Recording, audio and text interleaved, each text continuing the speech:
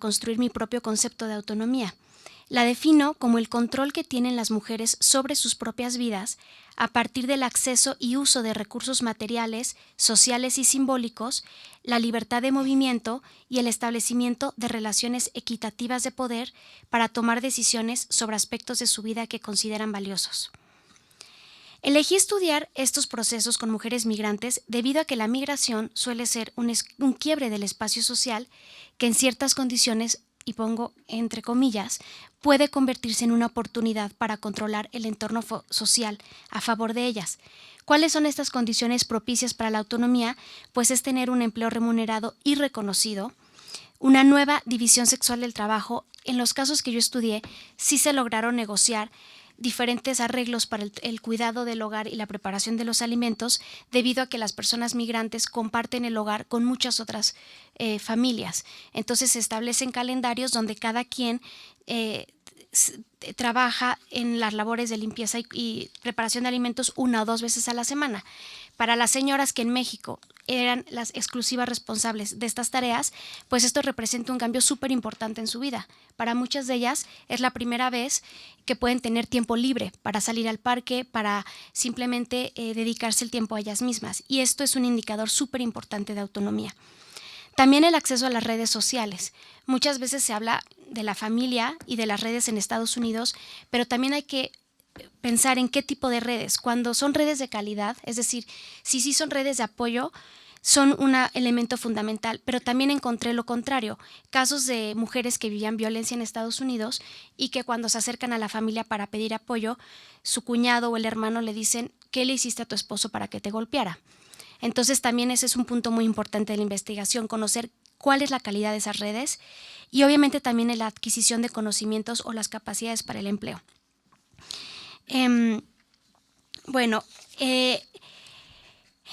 Las historias de vida me permitieron analizar de qué manera las mujeres podían tener transiciones o rompimientos con situaciones cotidianas que vivían en México y que cambiaron al momento de emigrar. Realicé 5 historias de vida con mujeres entre los 25 y los 45 años, provenientes de un municipio semirural en el estado de Tlaxcala, llamado San Francisco Tetlanocan. El nivel de escolaridad de las migrantes varía entre primaria y preparatoria terminada, sin embargo, no determinó el tipo de ocupación en Estados Unidos. La mayoría realizó trabajo doméstico en la etapa inicial de su migración, lo cual es una ocupación pues que es muy violenta para muchas de ellas porque se encuentran sin posibilidad de salir de las casas, muchas veces no tienen acceso a alimentos, a medicamentos y sufren de depresión. Entonces también fue parte del ejercicio de esta investigación ver que al principio eran puras trabajadoras domésticas y quise ampliar la muestra para saber qué otros tipos de ocupaciones podían generar diferencias en las experiencias. Y amplié la muestra y entonces busqué mujeres que eran cocineras, cajeras en restaurantes, empleadas en fábricas, trabajadoras agrícolas, cuidadoras de niños, estilistas, entre otras ocupaciones. Y para ello encontré entonces que el tema de la socialización sí es fundamental para entender si hay posibilidades de ganar autonomía. Cuando hay una socialización más abierta, cuando hay una socialización mixta, es cuando las mujeres tienen más posibilidades de desarrollo, tanto de capacidades en el trabajo como de conocer a nuevas personas. Para la sorpresa de quienes me escuchan, una de las ocupaciones que encontré que puede generar mayores posibilidades de autonomía son los restaurantes de comida rápida, porque es el McDonald's. Porque son espacios donde cada 6 meses las personas tienen que cambiar de actividad y donde tanto hombres como mujeres realizan el mismo tipo de actividades. Entonces, las mujeres entran primero a trabajar en los turnos nocturnos, que son brutales, pero cada 3 o 6 meses pueden cambiar al turno matutino y además poco a poco ir aprendiendo a atender la caja, inclusive hasta llegar a ser gerente de restaurante. A diferencia de estos espacios, los espacios como el trabajo doméstico, como el trabajo agrícola, normalmente las jerarquías de género están muy marcadas y hay muy poca posibilidad de movilidad y de conocer a otras personas. Voy a leer un testimonio de un caso de empleada doméstica para poder hacer el análisis de un caso de la mujer que trabajaba en el McDonald's. La empleada doméstica. En una ocasión me enfermé. Pero pues sí, así se me quitó porque tenía que trabajar. Me dolía mucho mi cabeza. Y después como que me cansaba mucho y no hacía nada. Me sentía cansada, pero no era mucho el trabajo, lo que tenía que hacer. Y pues no más una pastilla me compraba, porque pues ahí no tenían medicina. Y no podía ir a la farmacia porque ahí donde yo trabajaba casi no había farmacia cerca. Así que no más yo solita me daba el valor. En el caso de las trabajadoras domésticas, cuando hubo una posibilidad de cambio fue cuando se cambian a un esquema de entrada por salida y ya pueden tener más libertad de elegir en qué casas trabajar y obviamente cobrar un poquito más. El otro caso, que es el opuesto, la mujer que trabajó en el McDonald's, ella me cuenta: me traje todo. Bueno, para mí son recuerdos muy bonitos, porque había veces que, bueno, era muy bonito. Había un manager que luego me venía y me decía: vente a comprar la comida, vamos a comer y yo te cubro. Y era muy bonito porque me sacaban por la ventana y ya miraban cuando yo venía, porque digamos, si preguntaban por mí, no que fue al baño o que fue a recoger las cosas al basement, a traer cajitas. Y yo me volvía a meter por la ventana y traía comida para todos.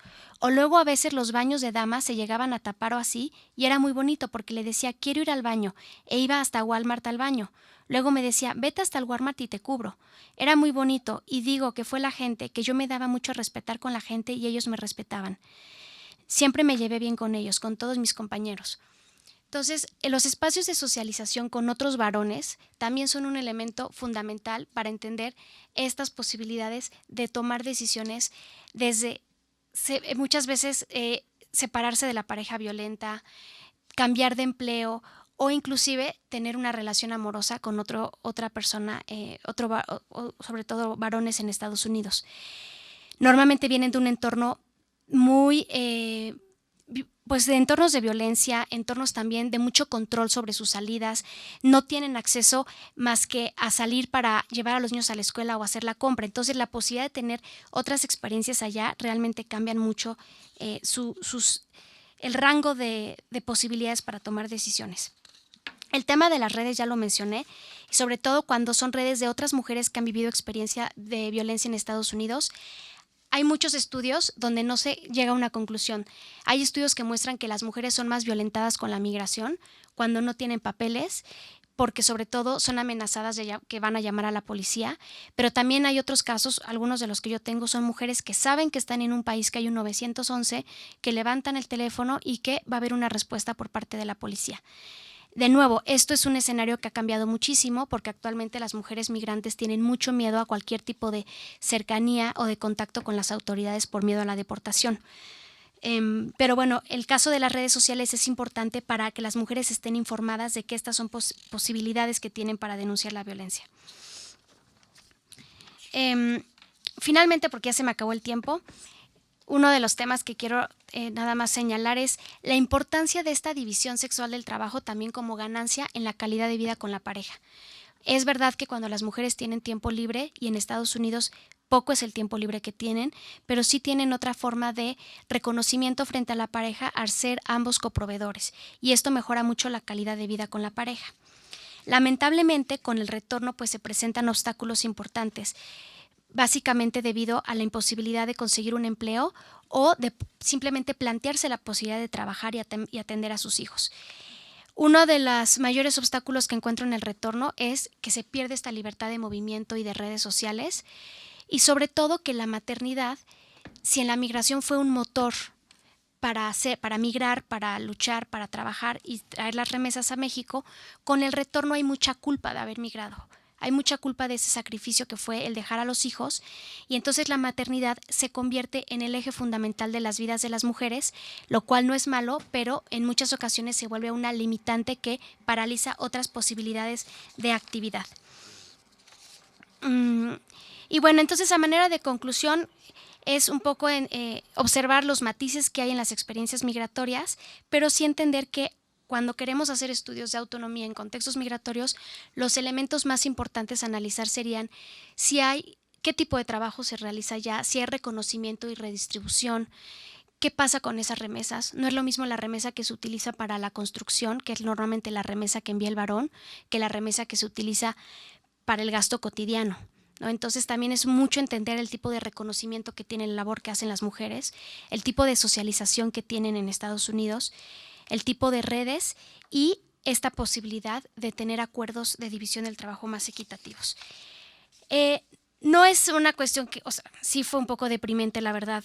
Al final yo decía, es que en qué momento paramos el estudio, porque cada vez que yo regresaba a la comunidad, pues encontraba cambios que a mi parecer cada vez eran más en detrimento de una autonomía.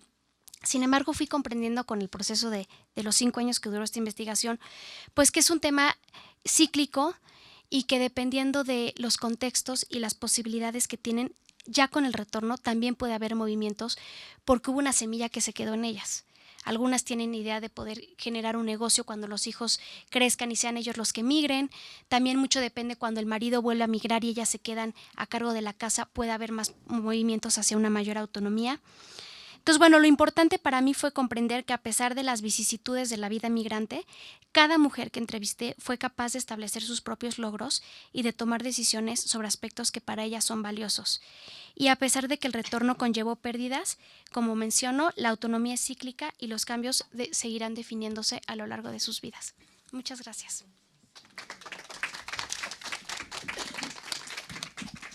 Muchas gracias, Aletia, que nos ha presentado en su ponencia que la autonomía de la mujer depende de dónde, de cuándo,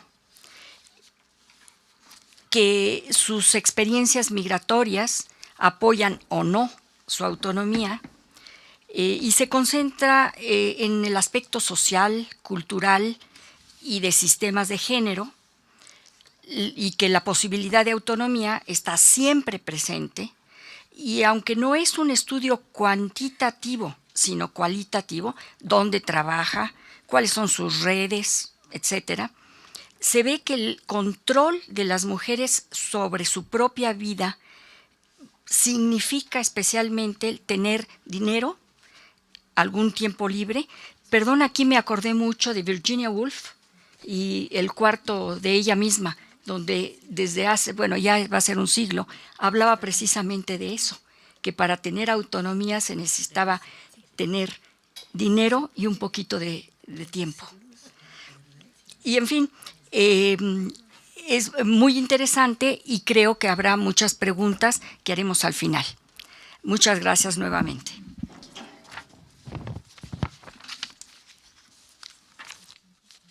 Y ahora presentaré a Michiko Tanaka. ¿Sí se escucha? Que nos va a hablar sobre si es posible el empoderamiento de las mujeres con madres solteras en miseria. Esta es una reflexión sobre el Japón de hoy en día. Michiko Tanaka es profesora investigadora del Colegio de México. Obtuvo la licenciatura en Historia en la Universidad de Amistad de los Pueblos en Moscú, su maestría en Estudios Orientales en el Colegio de México y un PhD en Historia en la Universidad de Princeton. Imparte curso de Historia General de Japón y otros sobre temas de la política, cultura y sociedad moderna y contemporánea de Japón. Ha publicado diversos libros y artículos, sea como autora o como coordinadora. Su libro más reciente, Historia Documental de la Educación Moderna de Japón, que fue publicado por el Colegio de México.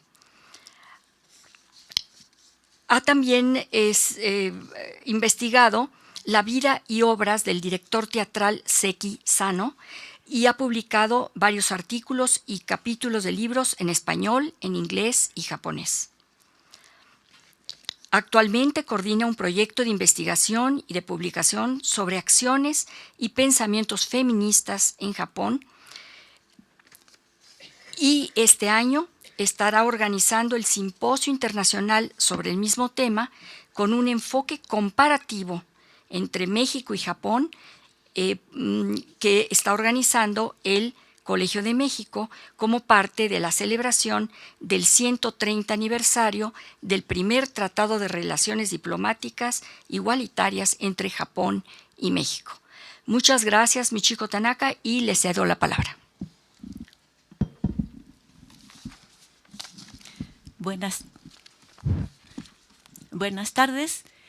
Agradezco por invitarme a participar en este seminario, que promete ser muy interesante.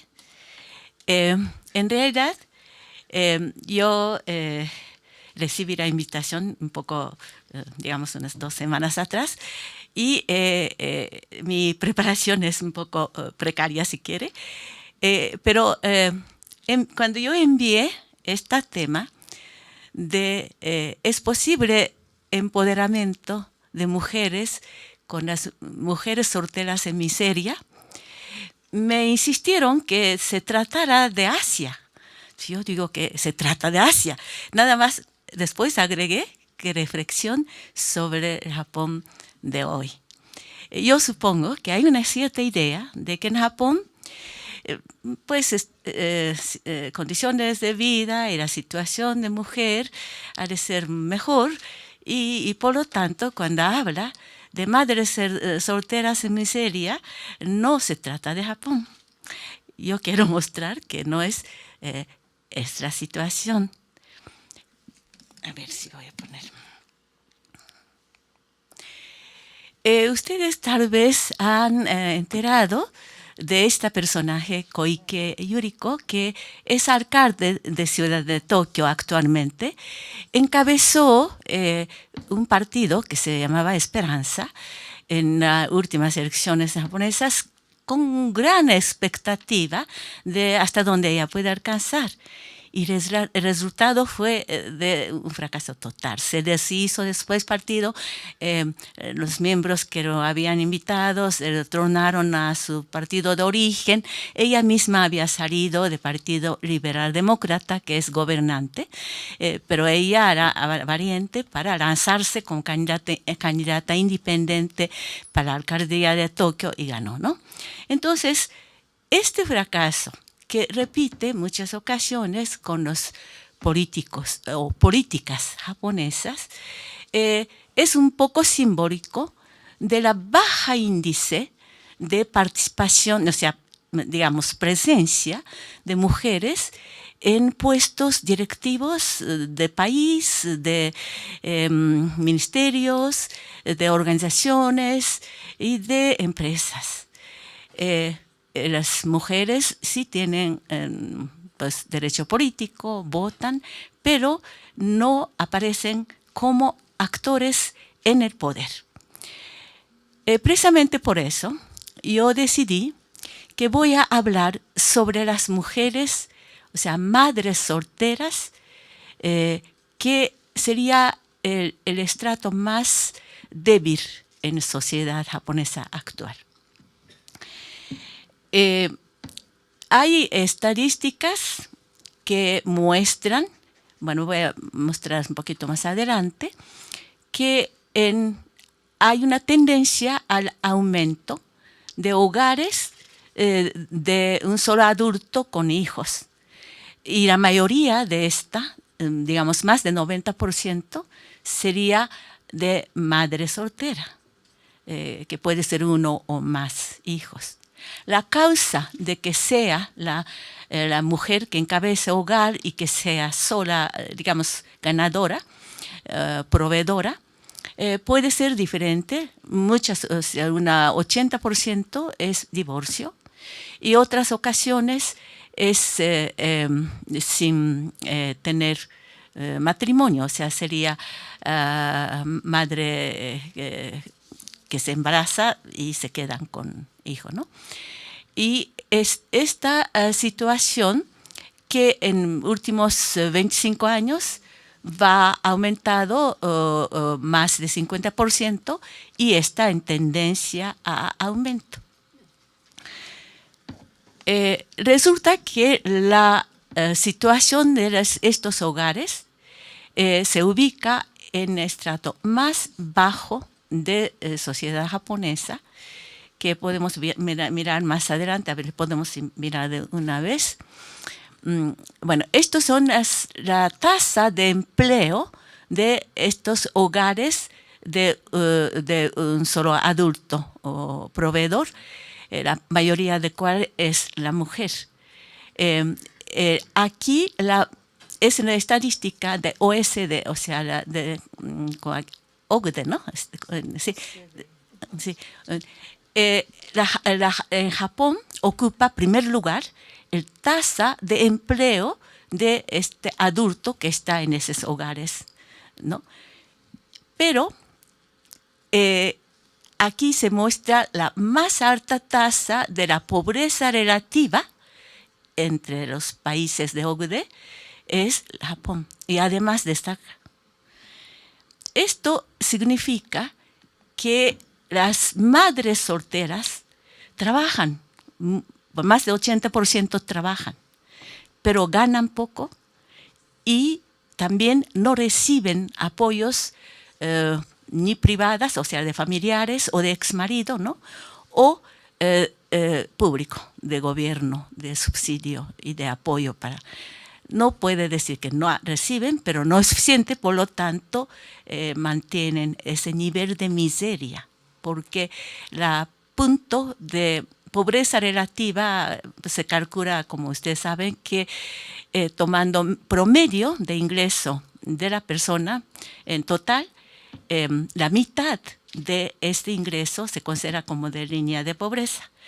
Y el ingreso de estos hogares de madre soltera es más debajo, mucho debajo de esta línea, ¿no? Ahora, si hay tiempo más adelante voy a dar dos casos de historia de vida de cómo llegan a ser madres solteras. Una normalmente es por divorcio. Y muchas ocasiones, mujeres japonesas cuando se casan no piensan que se va a divorciarse y tienen hijos y resulta que se quedan sin proveedor. Y hay situaciones particulares quizá de que no hay suficiente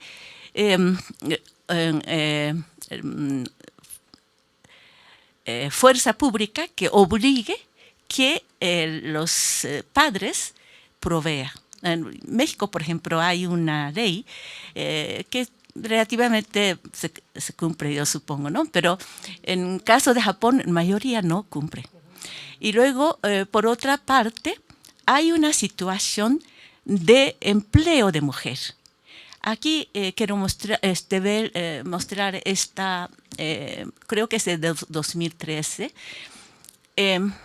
A la derecha, esta forma de empleo de hombres, a la izquierda esta forma de empleo de mujeres. La que está como rosa es empleo regular, que quiere decir que de tiempo completo, que tiene todas prestaciones, tiene protección sindical y cotizan por seguro y además en caso de hombres, al casar, al tener hijo, les pagan una prima, una extra.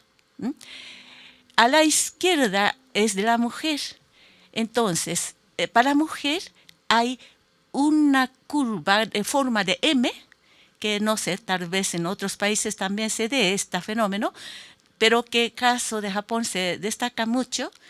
Se entra en el mercado de trabajo, luego se casan y se bajan, y luego tienen hijos y todavía más abajo, y cuando ya hijos alcanzan edad escolar o un poco más arriba, entonces comienza a volver a entrar en mercado. Pero en muchas ocasiones no puede entrar en las mismas condiciones que la anterior. Entonces, la siguiente área, en caso de mujer muy amplia, de azul, es de tiempo parcial, de empleo precario. A lo mejor trabaja mismas horas, pero no son de trabajo irregular. Luego hay otras áreas que demuestran como de desempleados y otros, pero que creo que importantes, que hay estos dos mercados en caso de mujer, casi así de mismo tamaño en área que ocupa en totalidad de mano de obra empleada, ¿no? Entonces, eso quiere decir, la mujer que entra en el mercado de trabajo, se casan, retiran de trabajo, tienen hijos, y en ese momento, si se divorcian, no va a volver con la misma facilidad a trabajo regular con promoción y se queda con empleo inestable, precaria, y se quedan en este mercado. Por lo tanto, no hay posibilidad de antigüedad, no hay posibilidad de capacitación, no hay posibilidad de promoción, y así se queda toda la vida tratando de sacar adelante los hijos. Ahora, ¿por qué sucede esto? Primera causa es que en Japón, tal vez por muchas otras sociedades, hay este sistema salarial que yo diría como patriarcado modernizado, que considera a hombre como proveedor, mujer como doméstica. La mujer está en hogar cuidándose reproducción de mano de obra y de la generación, ¿no? En cambio, hombres son los que tienen que garantizar que haya ingreso, que haya pues todo demás servicios. Ahora, este patrón, este modelo disfuncional, que no funciona en realidad, porque si ocurre ruptura de matrimonio, a mujer debería de considerar como proveedor único y por lo tanto pasarle a ella todo primas o lo que sea que se paguen, pero esto no ocurre.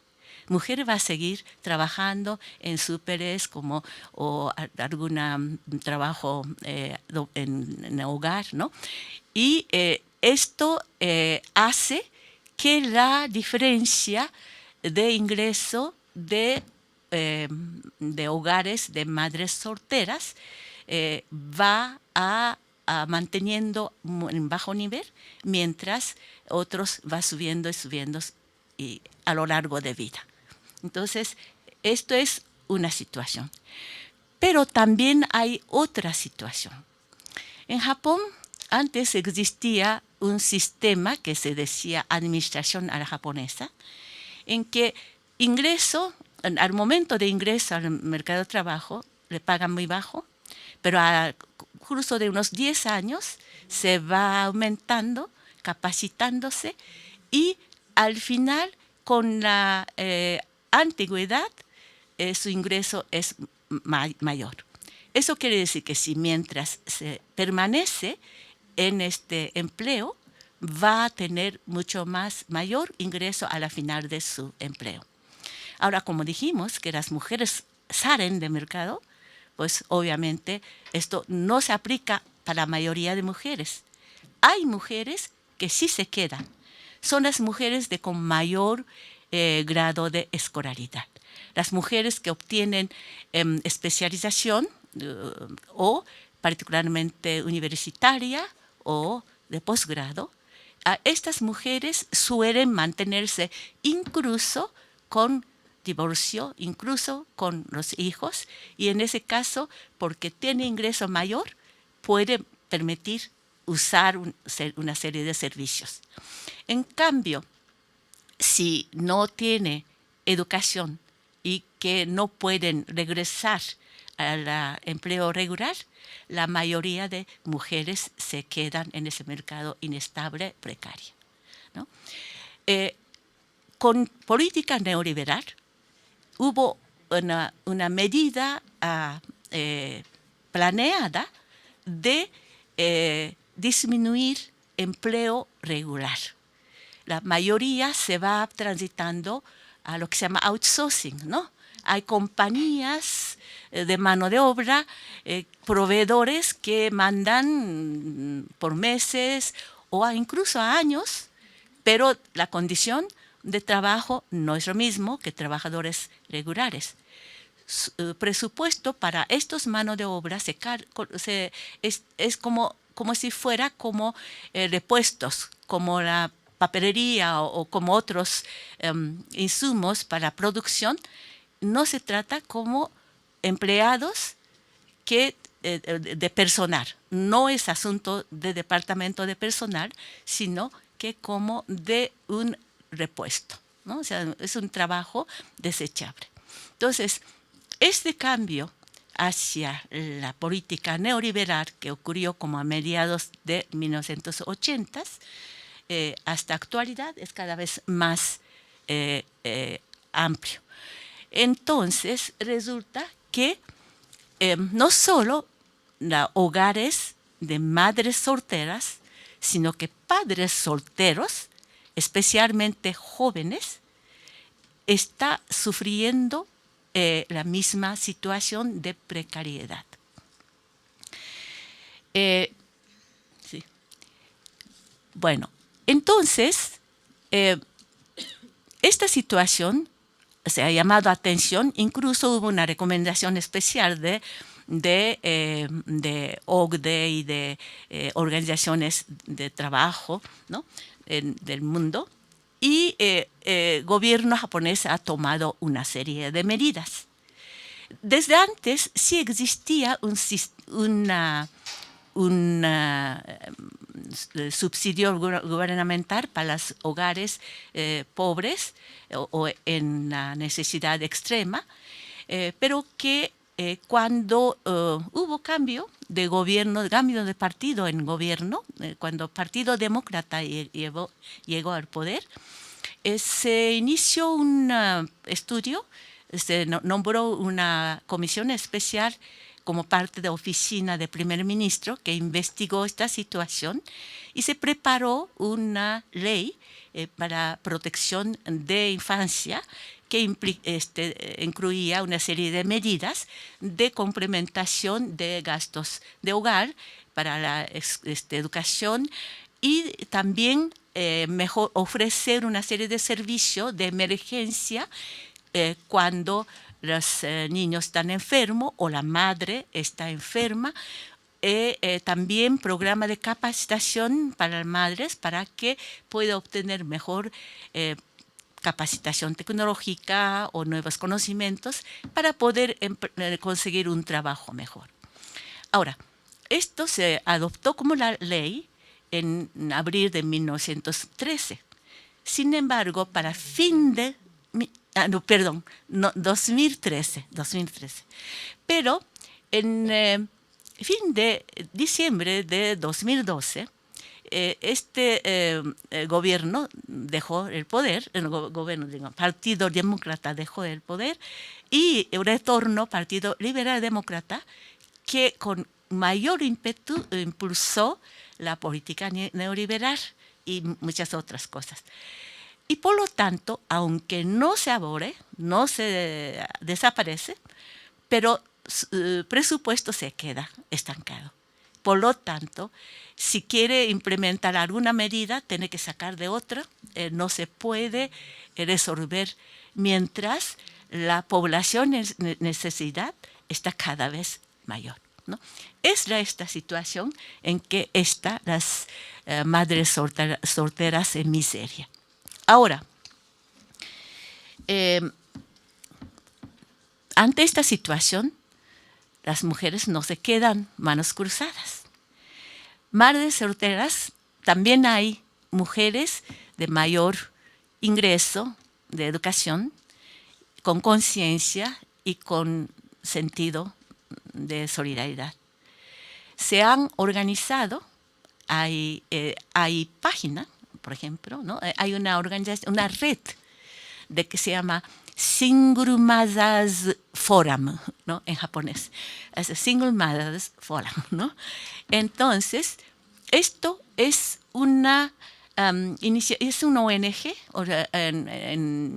de organización no lucrativas que ofrece primero pues una especie de socorro, ¿no? Cuando hay alguna situación de violencia o algo para poder salir adelante, o asesorar todos los trámites que sean necesarios para obtener apoyo, o solidaridad, actos de solidaridad.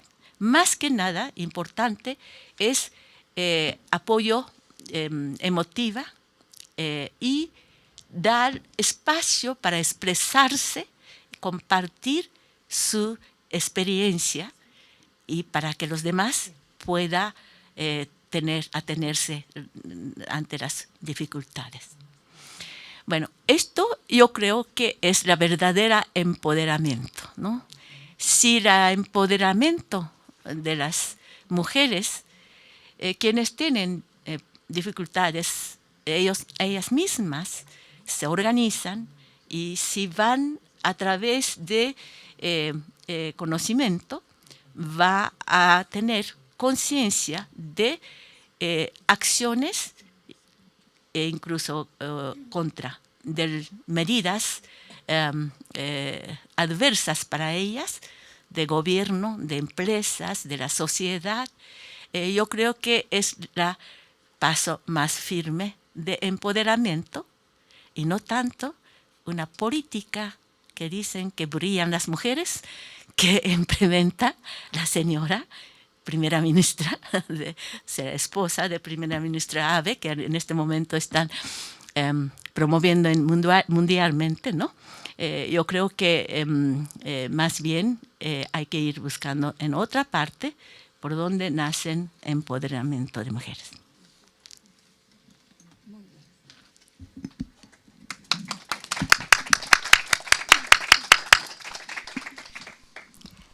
Muchas gracias, doctora Tanaka. Nos ha hablado que, aunque ustedes no lo crean, en Japón hay pobreza y hay una baja participación de mujeres en puestos altos.